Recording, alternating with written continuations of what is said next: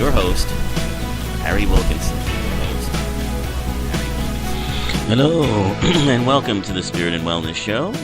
My name is Harry Wilkinson, and this is the show where we take a look at the days and weeks events, happenings in the news, happenings in the world of politics, technology, entertainment, international news, everything that we hear about that may affect us, that we might feel a bit overwhelmed by, considering the enormous amount of information and new media that we are exposed to on a daily basis.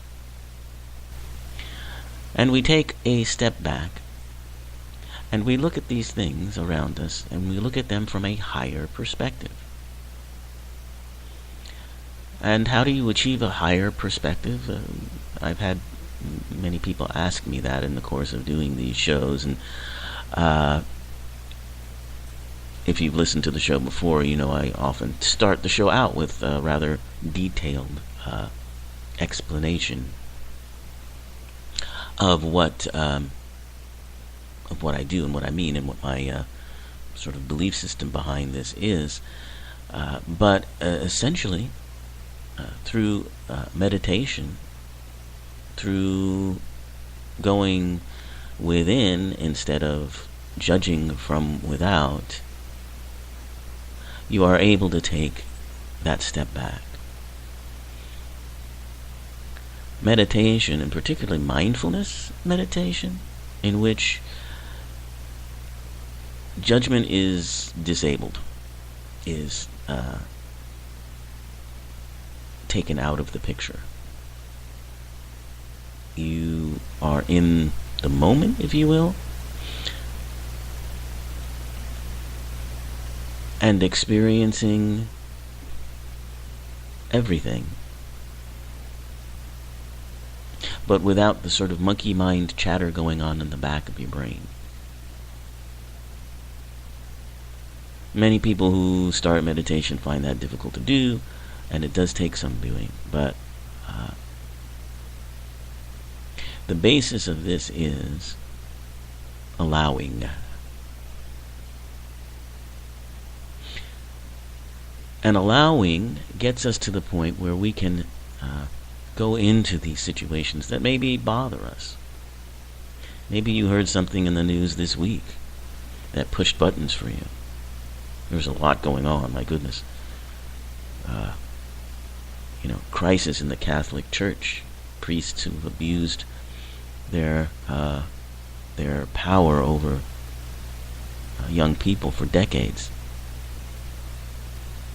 doing rather horrible things to them. That can be quite disturbing. Or perhaps the ongoing drama in the White House with President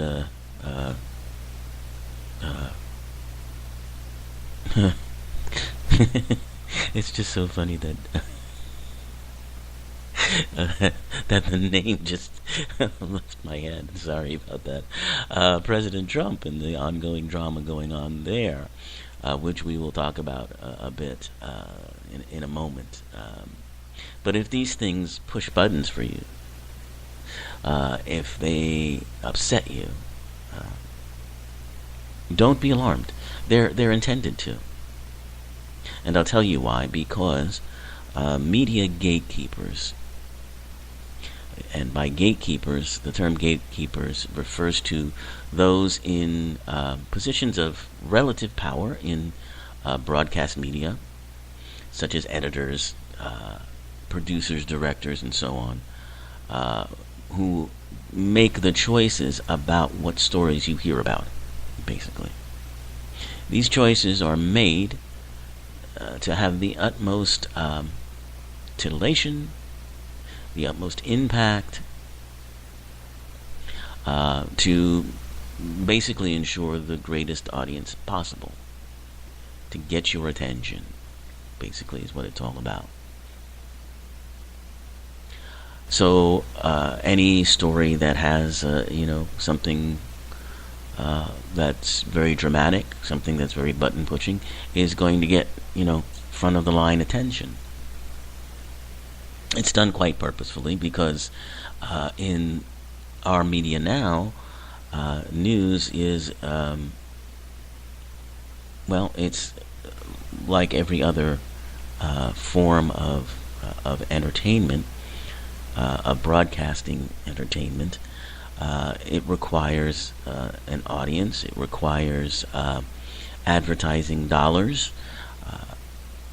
and so ratings, basically, is what it comes down to. Many people have going back to the early days of television, news was considered part of a broadcaster's public civic duty. And so news was not regulated by advertising. News was not subject to ratings, because it was something that broadcasters had a responsibility to do, to provide to the public at large. And why was this? This was because the airwaves belonged to the public.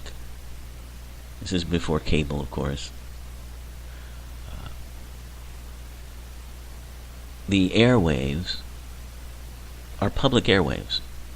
So when a broadcaster applies to the Federal Communications Commission to get a license to broadcast using public airwaves, they are basically essentially paying money, tax money, to use public airwaves.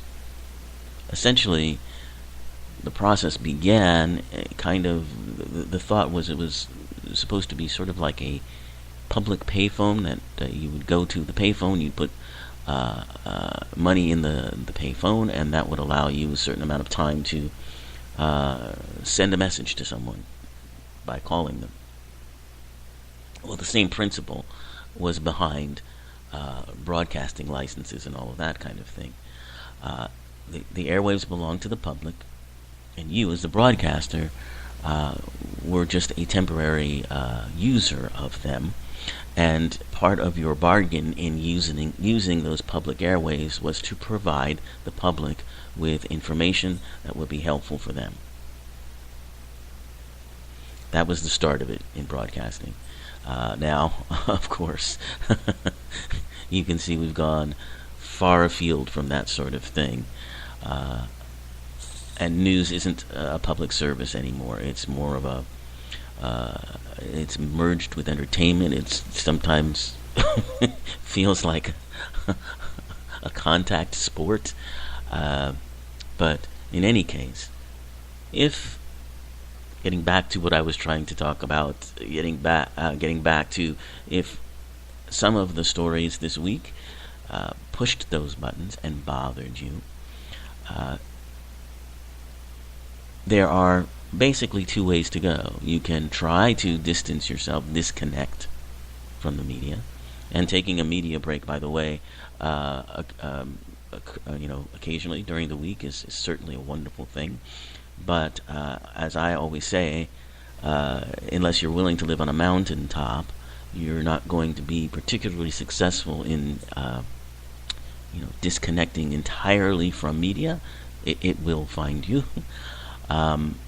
And in fact, that might not be the best thing to do, because going into these things that initially bother you, going into them and seeing them for what they are, and seeing them as the illusions that we create to make us believe that we are that which we are not. In other words, to obscure from us the truth of who and what we really are. When we go into these stories and recognize this, we recognize that these are our own creations that we have created in the world on a much higher level for us to participate in, for us to experience certain things, certain emotions, certain ideas. That empowers you. That empowers you to take your energy back from these things that initially seem like they are coming at you, that they are outside of you and out of your control, and puts them back where they really belong, which is within you and completely within your control. They don't have to bother you. They don't have to push your buttons. In fact, you can take energy from them, and the minute you do it, it changes everything. It changes everything. So I want to talk about that, and I want to talk about this particular time of year. This is yesterday was the autumn equinox. It's the time of year when daylight and nighttime are equal time, and it's the first official day of autumn. This time of year, as I talked about, I think last week or the week before, is a very interesting time of year because it means a lot of different things to a lot of different cultures, but it always is a very important time of year for the older cultures, such as the Hebrew calendar and the Islamic calendar. This is the start of a new year. This time of year is the beginning of the year, rather than from our solar calendar perspective being towards the end of the year. This is the time of year when the year was supposed to begin. And for many, this is a time of year when we are approaching a harvest celebration of some kind. For instance, this week in China and Asia, they are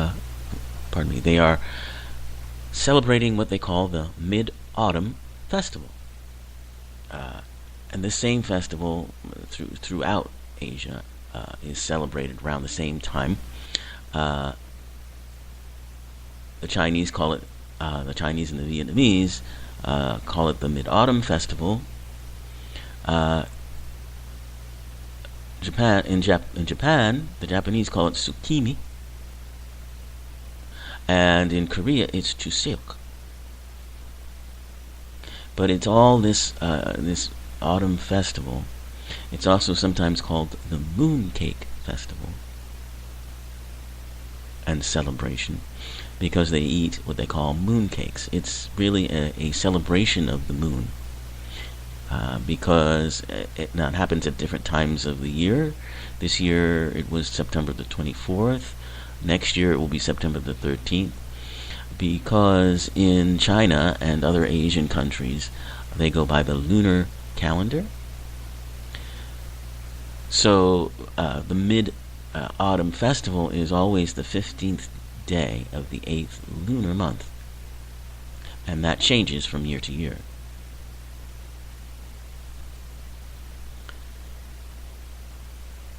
So it's usually either late September or early October in our calendar. And this festival has, spread throughout. It started in China, apparently, but certainly has spread to other parts of the East Asian cultural sphere. And traditionally, mooncakes are eaten. They're rather exotic sweets, but it is a celebration of the moon and harvest, or